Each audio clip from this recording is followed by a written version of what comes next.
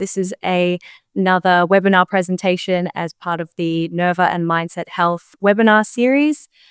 My name's Eloise. I'll be your host for today, and I'm thrilled to present addressing patient skepticism, practical GI Psych strategies for clinical practice. Without further ado, presenting today's webinar is Dr. Julianna Di Miceli. So she's recently completed her doctorate in clinical psychology from the Wright Institute, but brings over 12 years of clinical experience providing psychological services to individuals, groups, and families. She's practiced in a variety of settings, including community clinics and agencies, elementary and middle schools, hospitals, and in-home services.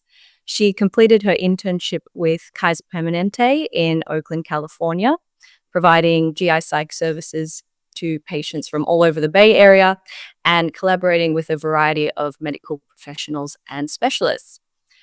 More broadly, Julianna supports families and individuals of all ages navigate a variety of challenges, including ADHD, anxiety, family and couple communication difficulties, anger and rage issues, screen time, tech hygiene, and of course, gastropsych challenges.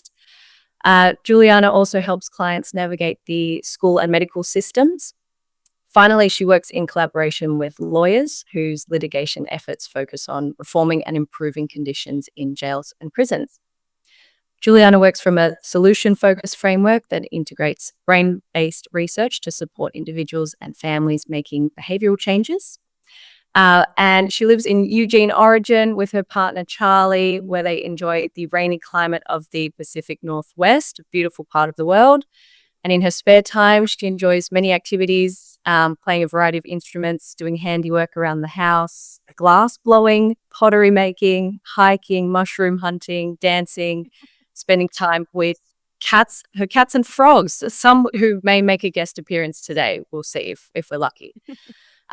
So Dr. Di Miceli, I'm sure there's so many people live and also who will watch the recording today who are in the same boat where they're seeing patients with disorders of gut-brain interaction. They know how important gut-brain therapy can be as part of their management of their DGBI, but it can be super challenging to have the conversation and bridging gaps in understanding, maybe helping support misunderstandings. So hopefully today we can just get a really practical look into your brain and how you would manage this with your own patients and also talk to other providers. So I will pass over to you if you would love to bring up your slides, please.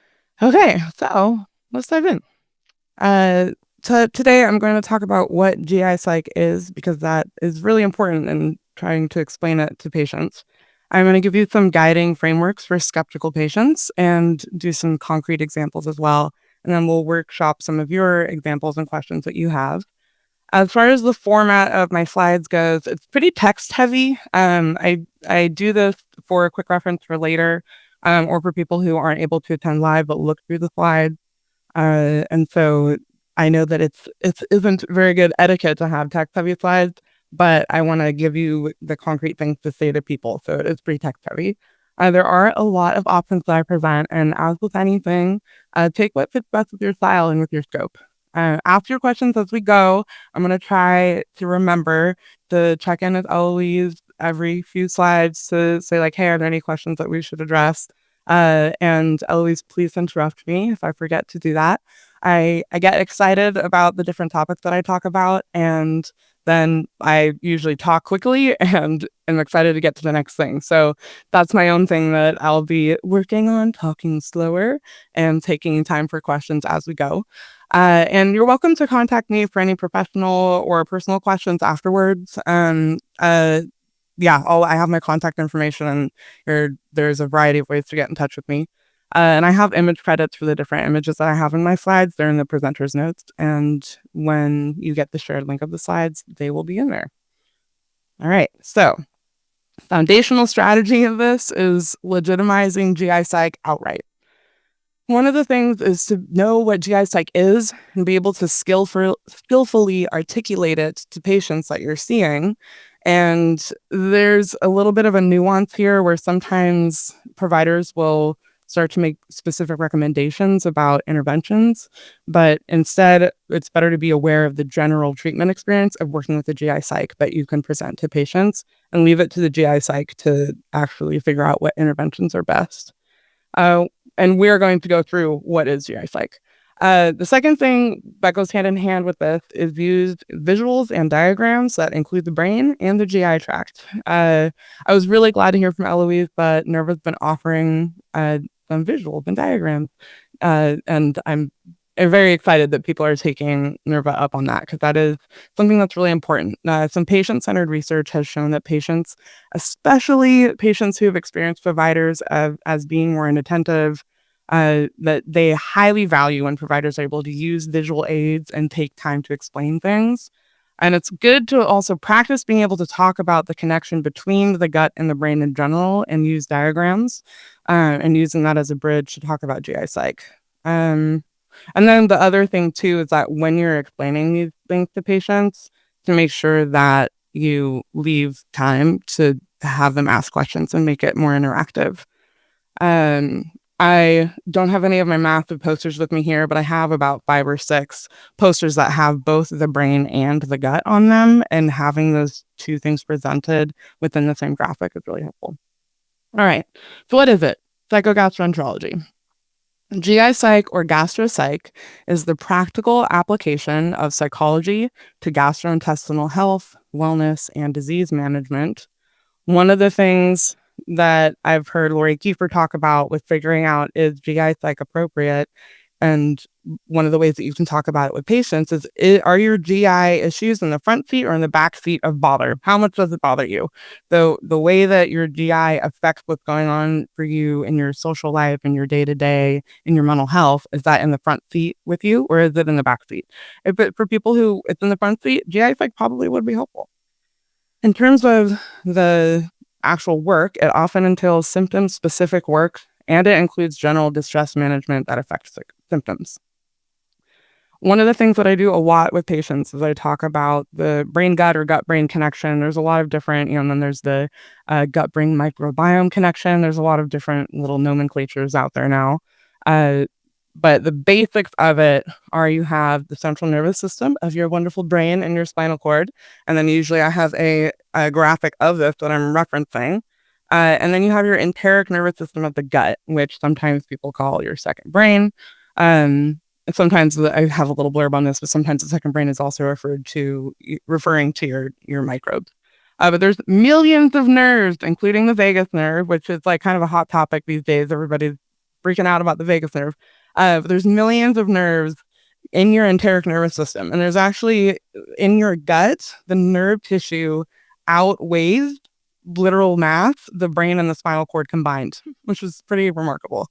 In the enteric nervous system, there's receptors that are directly in your gut.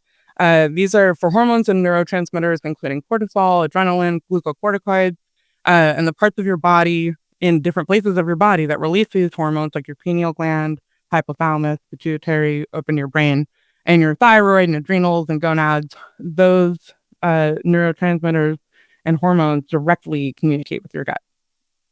Pretty cool. Okay.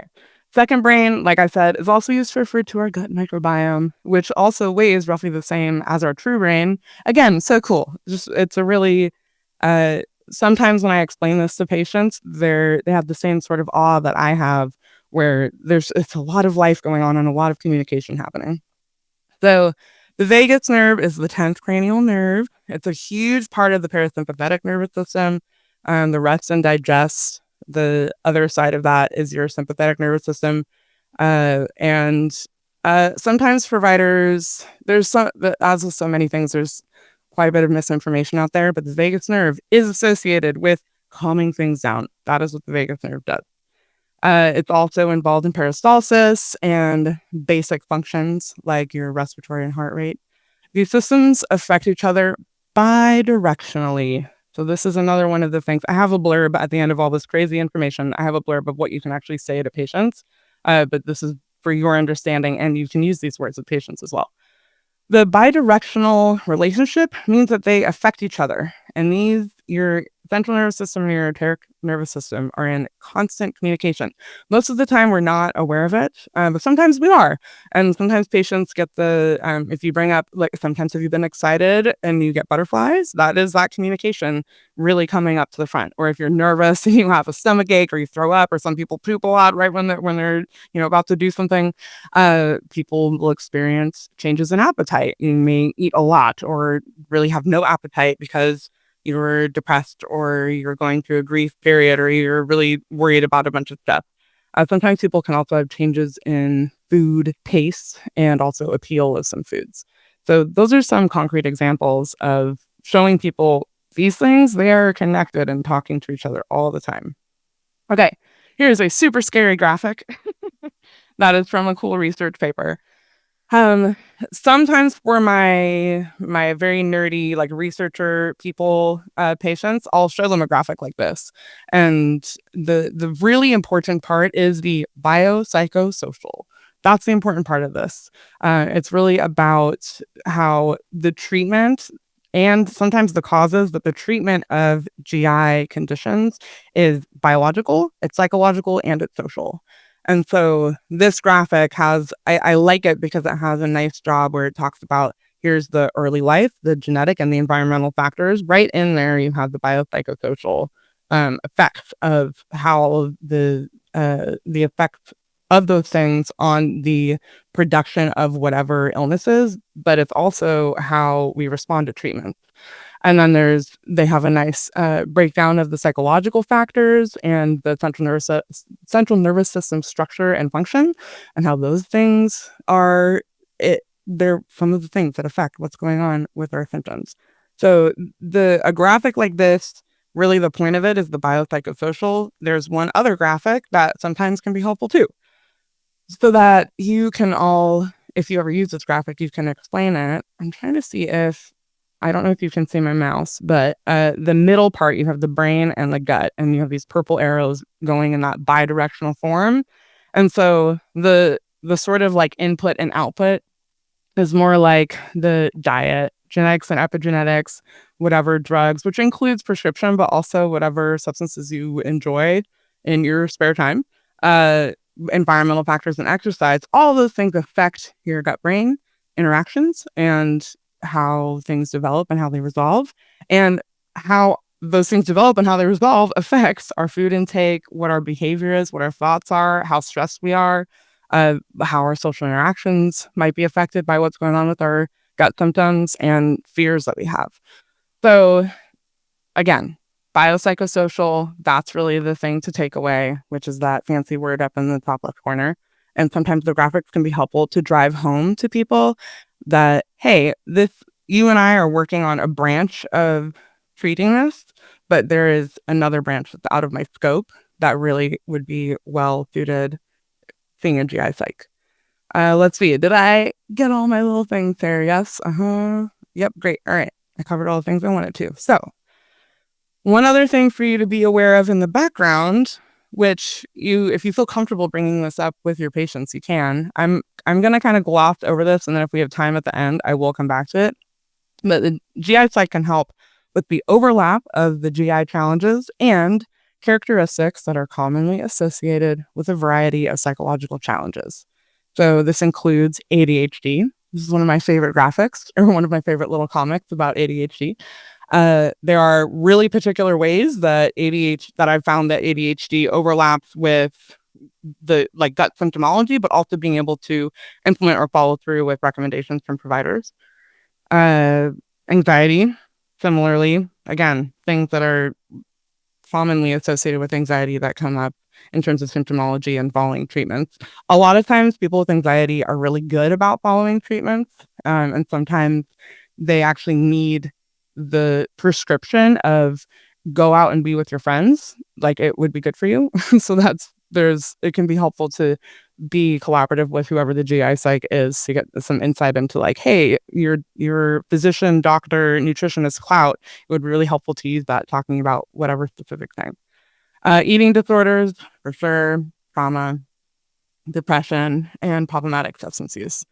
So I have, when you get my slides, I have a lot of notes in the speaker's notes box about things that I have observed personally, as well as things that we see in research of ways that these different psychological issues affect both the development of gastrointestinal challenges, but also being able to follow treatment plans.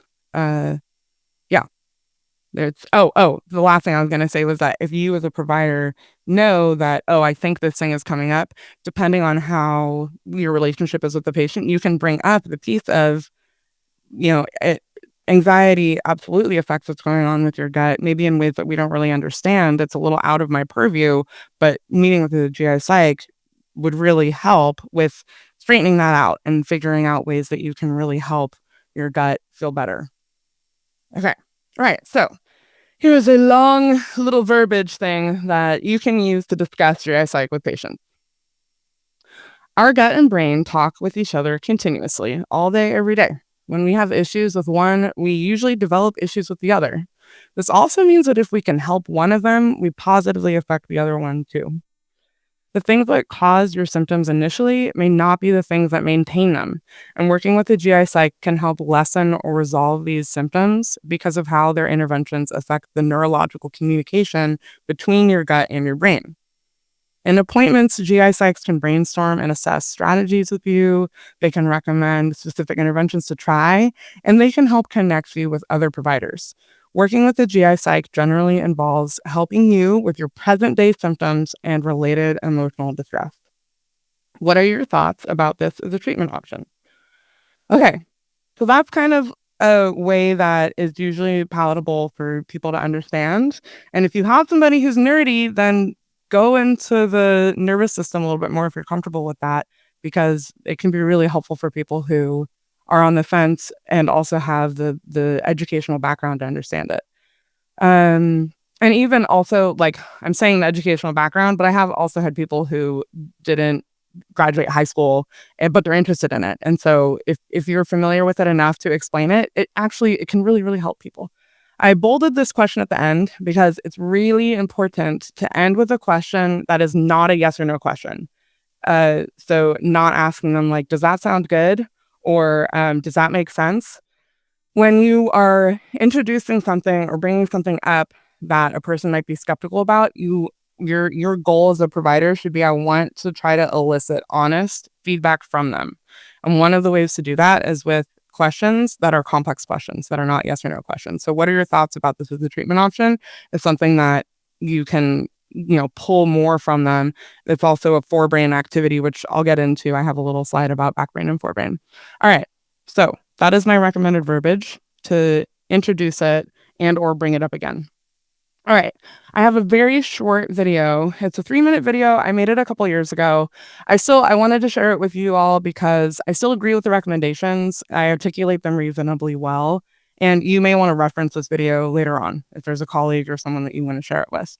I do have a few amendments to some of the considerations to the 5 strategies, and I'll elaborate on them afterwards. And then after that, I have more specific things when particular questions come up. So these are the 5 general strategies.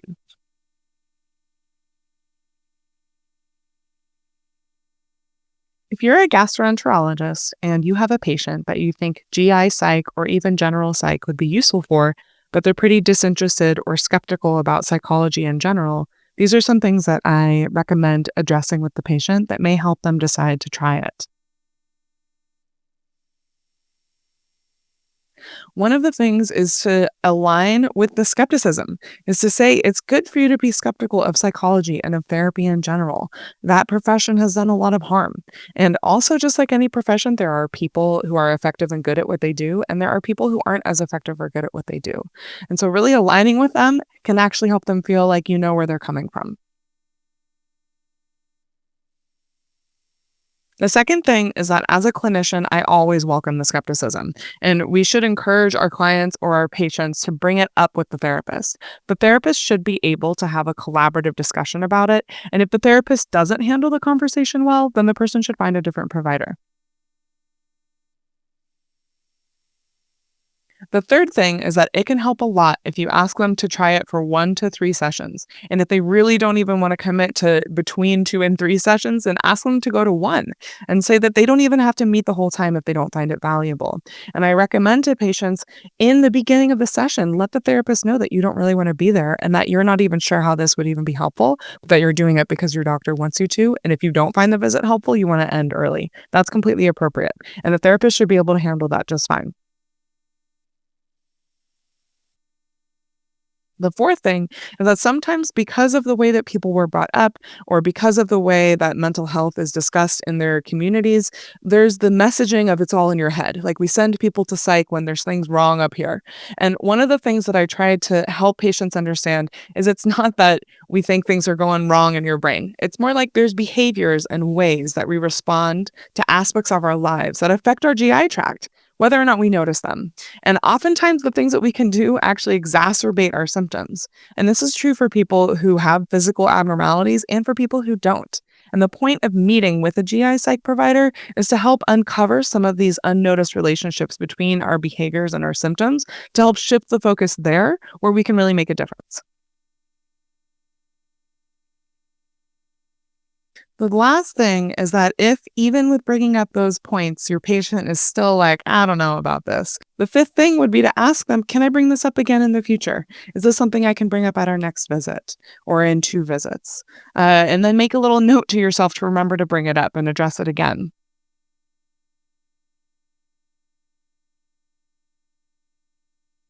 Between those things, generally that can help people to make the choice to give psych a chance and making a difference and helping them feel better. I hope this is helpful. Okay. So,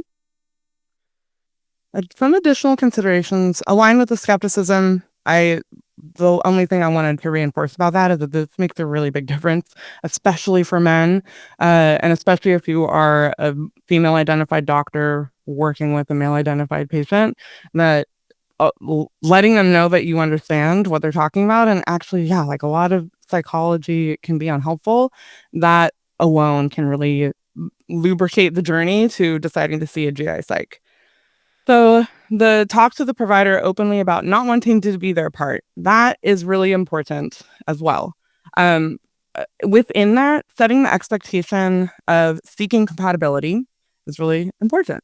What I mean by that is that letting them know it may not work out the first time. And sometimes you need to try different providers if they're available.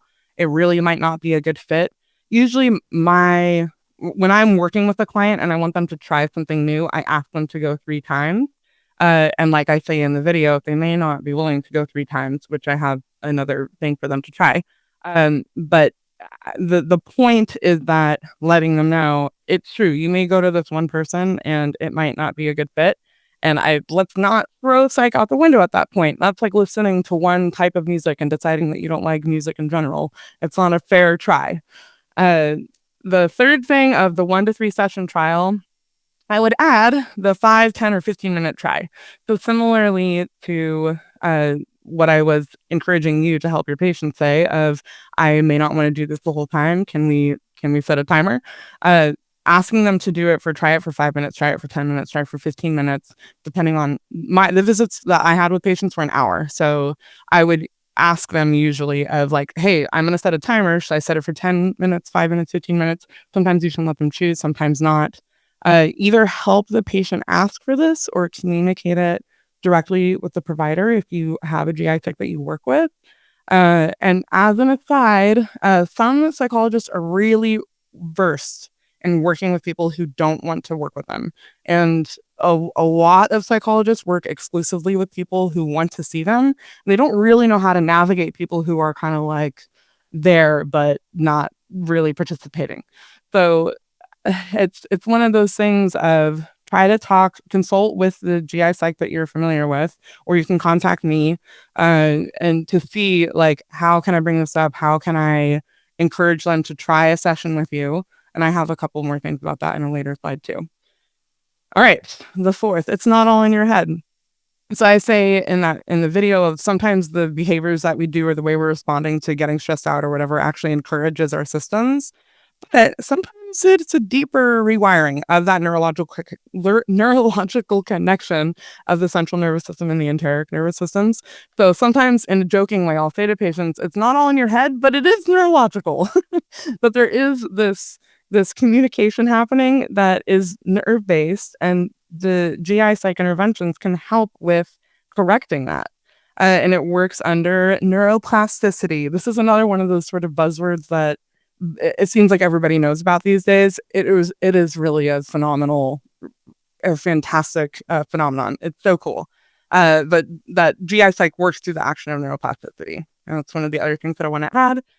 And the one thing is the come back to it.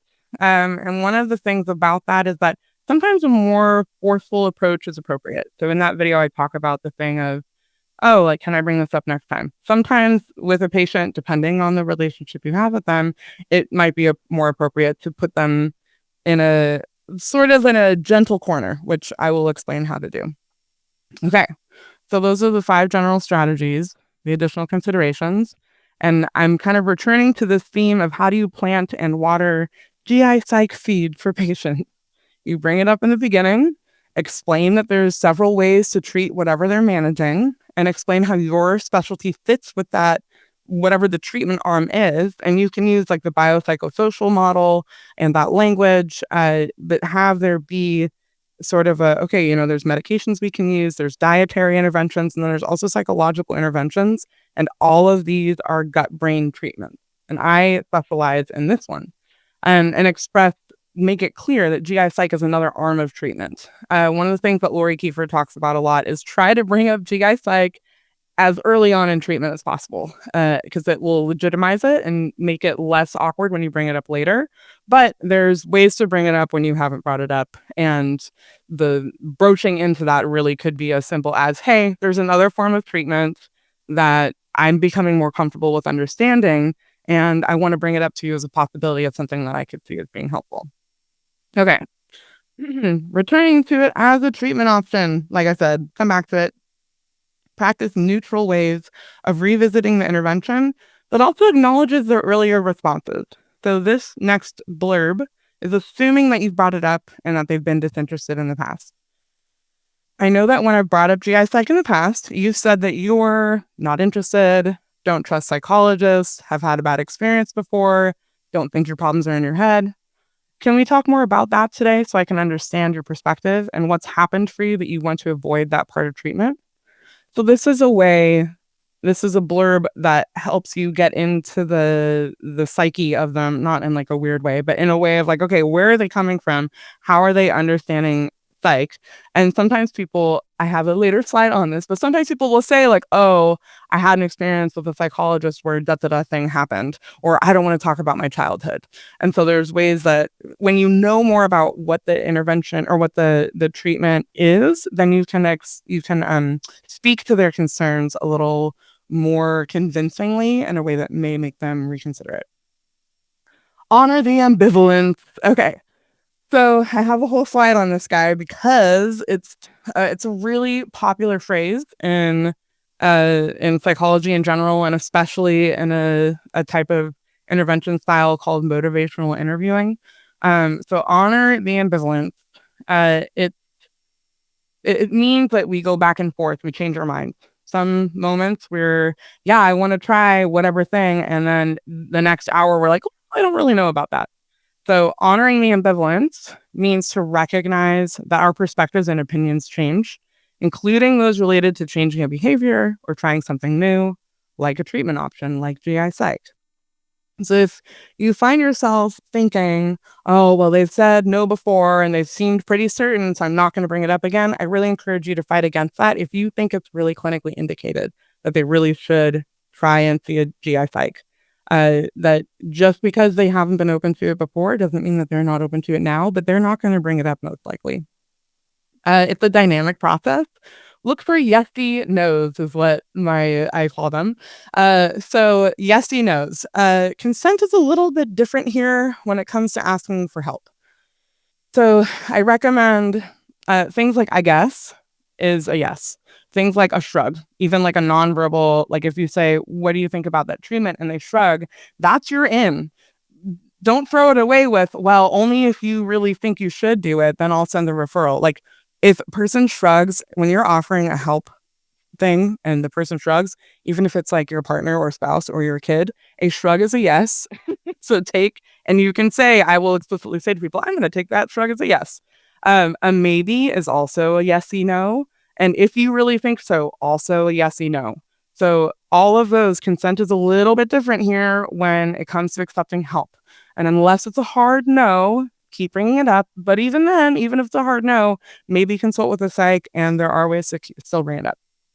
Okay, so, well, what if they say, would you stop bringing this up, doc, or stop, nutritionists who I enjoy seeing, but you're bothering me with the GI Psych stuff? Then the 3 things that I recommend are appreciate, bridge, and double bind. Of course, none of those words really mean anything to anybody yet, but hopefully I will amend that. Let's see. Okay, so appreciate and restate. Appreciate them being honest with you about the topic. Like this. Thank you for being so straightforward with me that you don't want me to bring up GI Psych anymore as a treatment option. I do want to make a note about appreciation that you got to do work in your own being to actually be appreciative of this. I am really actually appreciative of this. When people tell me that this is boring, or I don't like this, or would you stop bringing it up? Even if it's a little aggressive how they bring it up, I actually really appreciate it because then I know where we're at. It really is a gift. So if you aren't actually appreciative of it, then don't offer the appreciation, because it will actually undermine your relationship with them, because they'll be able to tell that it's fake. So really do what you can to make it genuine. Bridging. So there's 2 parts of this. So bridge it back to them, and then bridge it to the future possibility. So the first part is, thank you for being so straightforward with me that you don't want me to bring up GI Psych again as a treatment option. I want to return the honesty and say that I most likely will bring it up again because it's a part of treatment that we're not addressing, and it's out of my scope to help with it. However, I want to figure out if it's possible to make it palatable and reasonable for you. And I'll know, here's the future part, I'll know that if you ever decide to try it, it's because you're willing to go out on a long limb and take a risk that I'm recommending, which I can see is a really uncomfortable option. So there's that double bridge. I'm bridging my appreciation to them. I'm bridging it back to them of I'm going to return the favor of being honesty, and I'm bridging it to some future thing. Part of my framework of solution focus is it's a lot of present and future-based work. So anytime that, and there's some cool like neurological studies looking at when people change, if we can make a future point of change relational. So I'm making this point of in the future, you might decide, and I'm going to be proud of you, or I'll know that you're doing something different here. That matters in the present moment. So all that to say, bridge to them and bridge to the future. Okay, double bind. So the double bind option is that they don't choose whether or not it happens. So they're not going to choose whether or not you bring it up again, but they can choose when it happens. So for example, I can agree to not bring it up next session, and maybe even the following session. Would you rather me wait to bring it up in 2 sessions or in 3 sessions from now? So that's the double bind. There's a whole, if you've ever like Google double bind psychology, there's like a whole thing about it with this cool dude who did a lot of cool hypnosis work. Anyway, but the double bind can be helpful for offering a choice. This is the soft corner that I was talking about. It is a choice, but it's not a choice of whether or not I'll bring it up. It's a choice of when I will bring it up. Okay. Now, one of my favorite topics, the back brain and forebrain. The back brain and forebrain can be helpful as a framework, because if you have a person going into back brain, you got to pivot how you're talking with them. And all of us do these things, by the way. So it's helpful to think about a person's brain state at any given moment and what that means for your communication choices. When we're in forebrain, this is for all of us. When we are in forebrain, we're able to process emotional and conceptual information. We can communicate clearly, both in expression and comprehension. So we can express clearer and we can understand people clearly. And when we are in back brain, however, we're really good at fighting. So we're a good fighter and a good survivor. We are not good at understanding the perspectives of others. And we are great at detecting threats and not good at understanding conceptual information accurately. So oftentimes we have all experienced these. So forebrain is that sort of You literally feel kind of, you're forward, you're interested, you're curious. Curious is like the big forebrain word, and it has to do with your prefrontal cortex. This is like a whole other webinar, is using language to pull for different brain activity. So I'm giving you sort of the like crash course. I think this would be a helpful framework. So the forebrain is where you're curious. The backbrain is where you're really good at fighting. And we usually go to backbrain most often with like our partners or spouses, our children, especially teenagers. Backbrain is where we start looping, we're arguing, we're saying the same thing over and over again. We're fighting. We're good at fighting. Okay, so for someone in backbrain, you got to notice that the person is or might be in backbrain. That's the first thing. I'm going to go through these, by the way, but I just want to list all five. State their perspective and ask for feedback. Ask to state or restate your point of view, and ask them to restate what you said. There's only 4, so just kidding. I said 5, but there's 4. The overall message is to slow down the communication. So the first thing, notice that the person is or might be in backbrain. We have all felt this feeling. It's when we feel like we're being lectured, when we're being belittled, when we're being ignored. I have, by the way, as an aside, I have the word feel in quotes because these are not actually feeling words.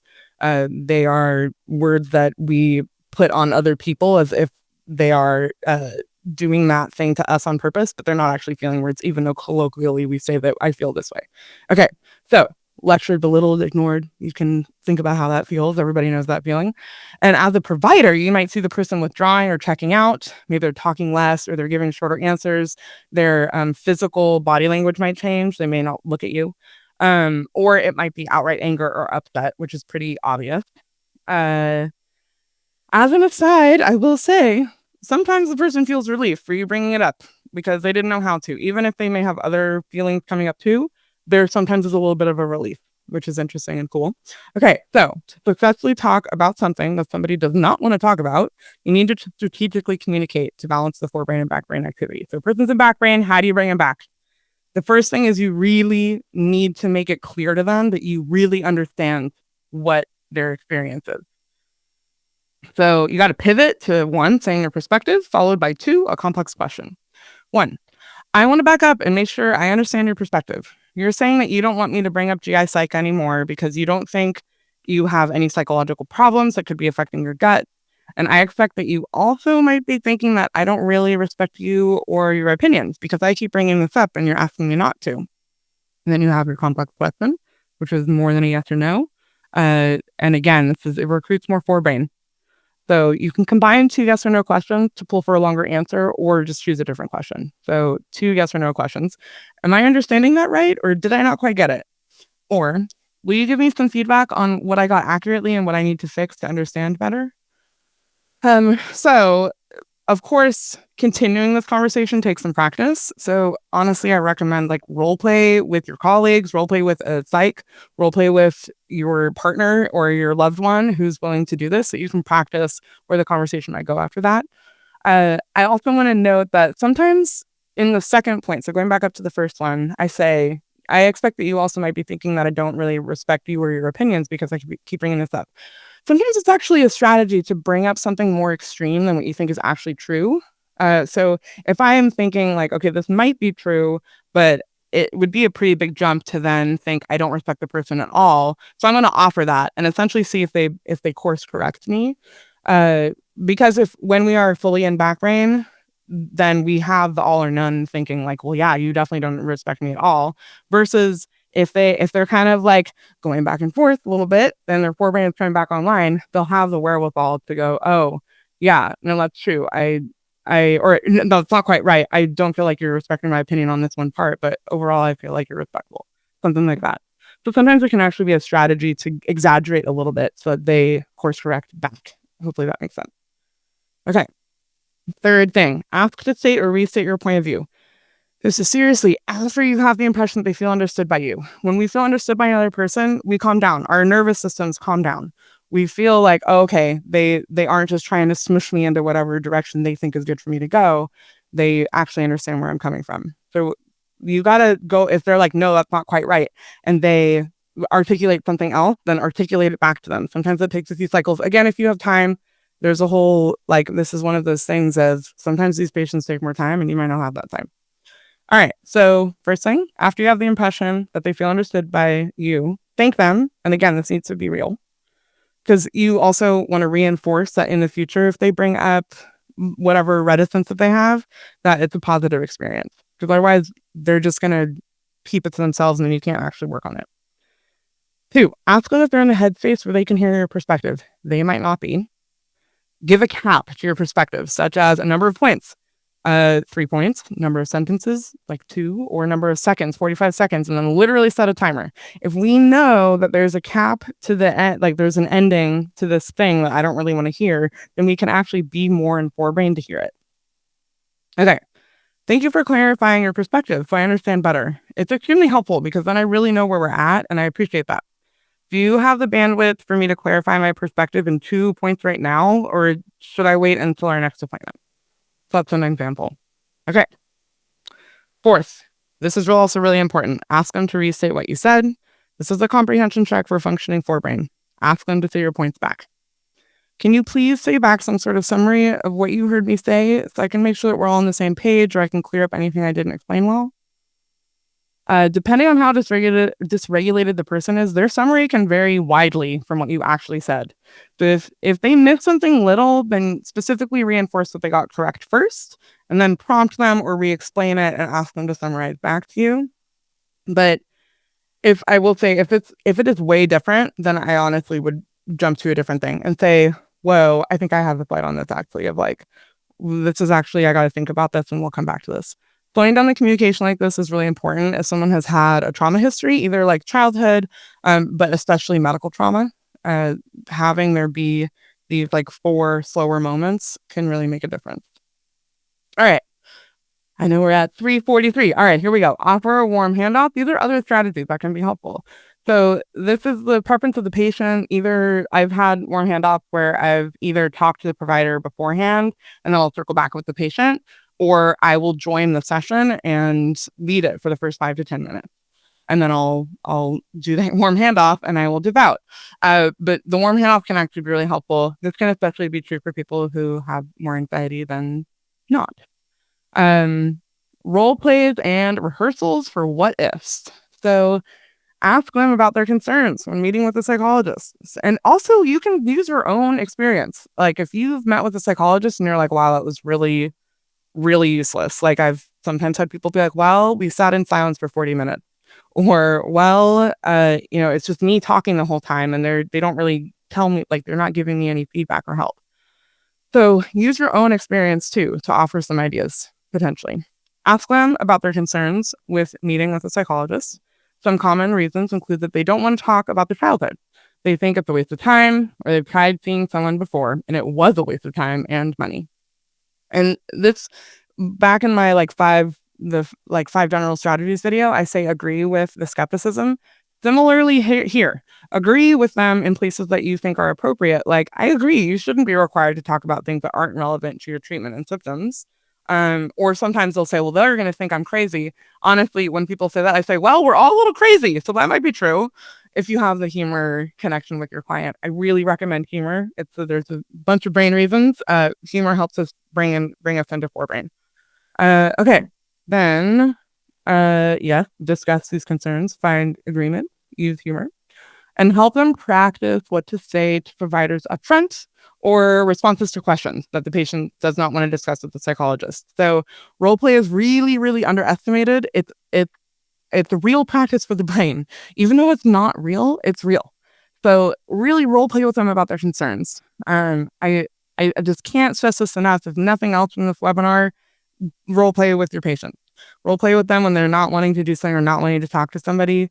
If they're willing to play it out with you, where either you're the mean provider or the very nice provider, or you flip it and they're the mean provider or the nice provider, it's really, really helpful. Okay. 5 asides to remember that are potentially related to skepticism. So providers have a lot of power. I know that this can vary from client to client. Sometimes we feel like we're giving recommendations and they're doing none of them. But a lot of times when I'm working with patients, providers have a lot of power in the way that they talk about them. Your recommendations often carry a lot of weight. And I sometimes will have patients who do not leave their house because of stressful things, but they do it every time for doctors and medical appointments, or because their providers tell them to. I've had some situations where the doctor says, I say to the doctor, can you please prescribe, you need to get out of your house for a social engagement once a week. And as soon as that comes through, bam, they're doing the thing.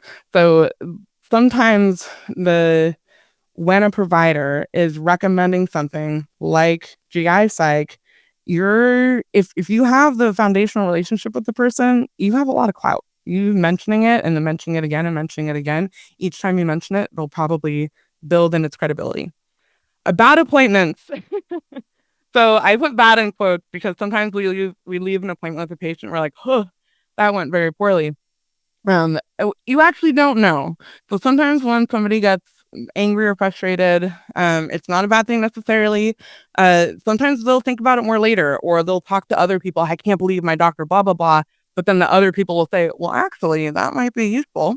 I've personally learned to let go of what I think is a good or not a good session. And I've had doctors say, wow, this patient who I totally pissed off last time, they came back this time and said, okay, I'm ready to see the psych lady that you talked about. So it just remember that just because it kind of goes sour in the moment, it doesn't mean that it's going to continue to be sour. Okay. This seems unrelated, but really practice using correct pronouns for non-binary patients.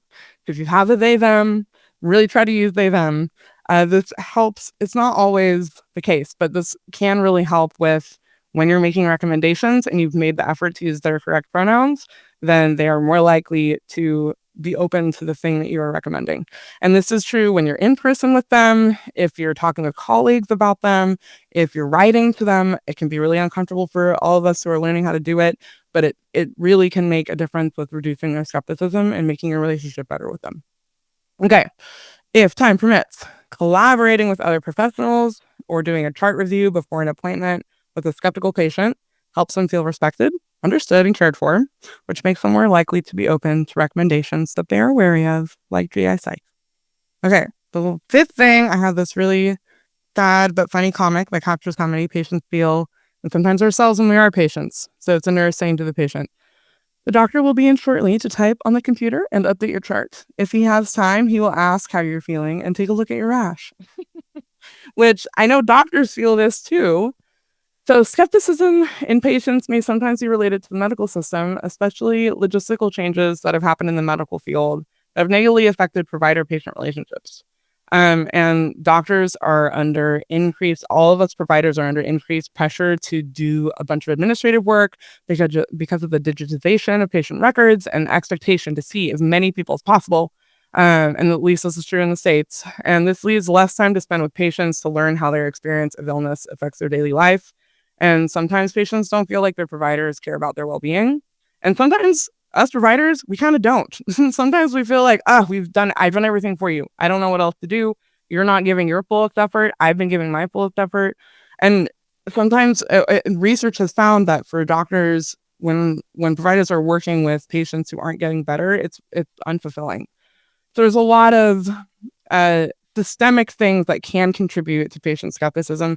I didn't even mention AI and all of the other crazy things out there. Of course, those are shifting how we understand truth in a different way. Okay, compounded medical trauma and unresolved physical symptoms. Referring someone to psych when they have these issues can make the person feel like you're hot potatoing them, or you're dismissing them, or you're dismissing their medical complaints. And this is true even if you're not. And so they may respond to you saying, hey, I want to refer you to GI Psych, with requesting more tests. Well, my doctor just hasn't figured it out yet, or that test, it was normal, but I don't know, I think it missed something.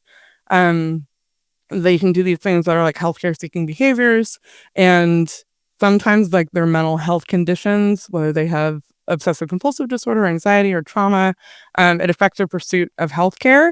And sometimes they have healthcare seeking behaviors that are inappropriate, and sometimes they're appropriate.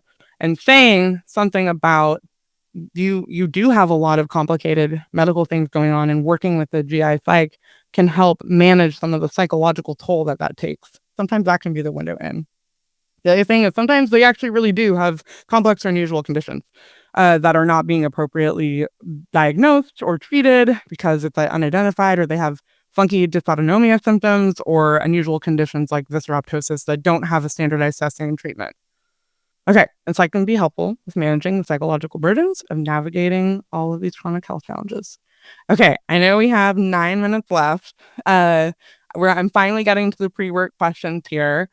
I will say that if you think that you have good responses to any of the questions that your colleagues share, offer them in the chat. And you can also send them to me directly, and I can also ask Eloise to send them out to people. That everybody's had different ways of dealing with these things. So I have an example of this one. But what fears or concerns do you have when introducing GI psychology interventions?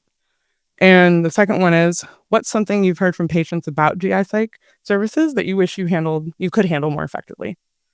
All right, so the workshop of this one that I have, of what fears or concerns do you have when introducing GI Psych interventions, is I don't want my patients to think that I don't believe them or that I think it's all in their head. And actually, with these sorts of things, it can be appropriate to explicitly bring it up with your person. Bring up your relational concern. Really, what's true is you don't want them to feel disrespected by you, and you can bring that up with them. And the thing I would say is that you should try, when you practice the way to bring it up, incorporate 2 things. One is if you state what you don't want, like, oh, well, I don't want you to blah, blah, blah. Like, I don't want you to feel bad, or I don't want you to think that I am not believing you. If you say what you don't want, then also state what you do want, which I'll do in this example. And the second thing is have a relational aspect or question that's, again, not a yes or no question at the end of your upcoming spiel. So make there be something, again, where you're pulling for the person to engage with you beyond a shrug or a yeah. All right. For example, I want to bring up or revisit the GI Psych intervention, but I don't want to give you the impression that I don't believe your symptoms or that I think they're all in your head. I'm going to give this a shot, and you can let me know if I accomplish this goal of wanting to talk about GI Psych in a way that feels respectful to you and your effort. Are you up for that? Okay, so I want to know, but are you up for that? Yes, that is a yes or no question. But the relational task of the patient giving you feedback about whether or not they feel respected by your spiel, that's the more involved relational experience. You got to remember to come back to it at the end, but the yes or no question of like, hey, are you up for that? That's not what I'm talking about. What I am talking about is state what you want. I want you to feel respected by this, and then ask for feedback. Okay. So finally, in our very short time, Eloise, I know that I've been like flying through so much content, and maybe some of the things that I've been discussing have answered some people's questions. But we have this question, and then we also have, I'll pop it up just so people can see it. What's something you've heard from patients about GI Psych services that you wish you could handle more effectively? And if people also don't have these questions, I have one more little PSA for discussion or for my own wanting people to know about things. So it's not a problem if people don't have questions. I'm not sure if you have a good sort of one-liner or a few sentences to tackle a very common client sort of response to GI Psych, which is for those seeing dietitians, nutritionists, and people who manage sort of dietary interventions, patients often are fully convinced that food is the cause of their symptoms. So, when they're eating food, they have that GI response. Therefore, it is 100% the food, and there is nothing to do with the brain in that. So, do you have something to sort of combat that directly? Definitely. I mean, the thing I would say to them is, this is like with my style, right? The thing I would say to them is, you have that impression, and you have that impression because that's what we used to think. We really used to think that food is what caused IBS symptoms. And it's really only been in the last 5 to 10 years of doing research that we've understood this neurological connection has a huge part of it that we really didn't know. And I would, again, have a poster, practice a spiel or something where you can talk about the neurological connection between the brain and the central nervous system and the enteric nervous system of the gut. And the other thing too is to say, I'm explaining some of this right now, and this is kind of out of my scope. And this is why I would like you to try seeing a GI Psych, because a GI Psych should be able to explain these things in a way that makes more sense than what I'm saying now. And I think this is an arm of treatment that if we don't address it, I don't know how you're going to get better. And I know that you want to feel better. I don't want to send you down rabbit holes. I don't want the internet to send you down rabbit holes. And I can see that you were trying so hard to make this better. You've tried all the different dietary things, and still it's pretty debilitating. So, I mean, as like Julianna now, what I will say is I've had patients come to me, sometimes not through GI referrals because they've had so much like medical trauma that they no longer go to see doctors, but they'll come through me through like the chronic pain clinic or through psych because they're there for a different thing. And then the psychologist hears about all these other things and the psych's like, I don't really know how these interplay, and they'll send me a GI person. But so I've totally had people who they've paid out of pocket to go see functional medicine doctors, to go see whatever, off the grid nutritionists up in Arcata. And for some of them, it takes a long time for me to convince them to try to do something like gut directed hypnotherapy. And part of them also, like, there's a conflict there. I'll try to wrap this up, but there's a conflict there too of sometimes people are like, what if I've been focusing on the food interventions for so long and this freaking gut-directed hypnosis actually works? Like, I feel like I've wasted so many years. So sometimes there's like a funny sort of psychological flip of like, I don't want it to work, because if it works, then it like in a backhanded kind of way undermines what I've been trying to do before. So just all of that to say, that is a challenging conversation, and you do it over and over again and ask them to restate what you're saying back. So I would also, like, at the end of that, I would say, I understand we don't see eye to eye. You really clearly feel like it's food. Food is what causes my symptoms, lady. Why are you talking about all this other stuff when I'm trying to tell you I know it is food related? So I know that's what you're saying. What I'm saying is, we used to think that. We used to really think it was only food related, and we're only really now understanding that it is so much more complicated. And so that is my point. Can you say back what my point is so I know we're on the same page? Like, that's that, and see what they give you back. Sometimes it's really not what you said. So that's one of the things that that's the way that I would try it. And again, like, if your patient is saying something to you and you're thinking like, man, I don't know really how to navigate this, you can send it to me. You can send me a voice text. You can send me an email. I can send you something to say back. I also, by the way, sometimes people will have me join into a session to be like, hey, let me talk a little bit about the psychology of GI stuff, and then leave. Like, sometimes it's just like I come for a one-time thing to establish something, and sometimes that is helpful for people. Yeah, amazing. I love that approach. Thank you. And before I forget to mention as well, I know we were talking about visuals right at the start, and having like the gut brain in a visual space for patients to see can be really helpful. I will make sure we put a link. If anyone does need a gut brain axis poster, Nerva has created one recently, so that hopefully you can have a nice visual in your clinic room or behind you if you're working from home, just to illustrate what we're talking about when we're introducing. Really helpful. Yeah. I know we have 20 seconds left. I wanted to just show my last thing for people to be aware of, and then we can wrap up. My last thing. Go ahead. I'll go through. Once you wrap up, there's a couple more comments, and then we'll wrap it up, even if we finish it over. Let's. Okay, I'm going to be super fast about this. I won't go through everything. I am going to show everything because that's what the slide looks like. My little PSA that anytime I get a chance to, include some type of screen time assessment in your assessment and treatment plan if you can, or confer with other people in their provider circle. Especially for people who have GI issues, there's this medical relevance, because people go down. I'll sometimes have people who they Google their symptoms and treatments for hours and hours and hours over the span of many days. And there's a lot of like predatory chiropractors, especially on YouTube and elsewhere. And sometimes I have patients who they're on like really highly restrictive or extreme diets, which actually can increase the hypervigilance without controlling their symptoms. And they can also use screen time as a like distraction for symptom management, like video games, phone apps, movies, binge watching shows, all of that kind of stuff. So in here, I have a bunch of other stuff about that. And I won't like belabor the point, but in my experience, I have not been able to truly help people with their mental health challenges without helping them with their tech stuff. And this has a big overlap with GI stuff. The last couple of slides they have some resources. There's things that I've compiled, links, and like there's some videos that I've made, and in here is my contact information as well. And so that will all go out to you when Eloise sends out the post, all the post stuff and my slides and everything. So yeah. Okay. Now I'm done. Thank you so much. That's a huge wealth of resource. So we are so appreciative to tap into your brain for this session.